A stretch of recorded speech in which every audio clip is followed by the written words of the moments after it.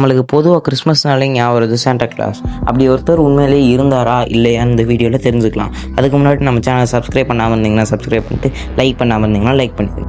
3ஆம் நூற்றாண்டில் இப்போ டர்க்கின்னு சொல்லப்படுற ஒரு நாட்டில் மயூரான்னு ஒரு ஊர் இருந்துச்சு. அந்த ஊரில் பிஷப் நிக்கோலஸ்னு ஒருத்தர் வாழ்ந்து வந்தார். அவர் அந்த ஊருக்கு நிறைய நன்மை செஞ்சார். எந்த மாதிரினா குழந்தைகளுக்கு நிறைய கிஃப்ட் கொடுத்தாரு. சீக்கிரட்டாக இந்த ஏழை மக்களுக்கெல்லாம் தங்க நாணயங்களை பரிசளித்தார். இது மாதிரி ரொம்ப நல்ல விஷயங்கள்லாம் அந்த ஊருக்கு பண்ணிட்டு வந்தார்.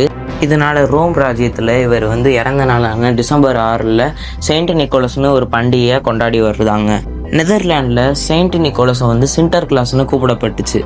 சில டச் பீப்புள் அமெரிக்காவில் செட்டில் ஆனவங்க இந்த சென்டர் கிளாஸ்ன்ற பேரை காலப்போக்கில் சாண்டா கிளாஸ்னு மாற்றிட்டாங்க.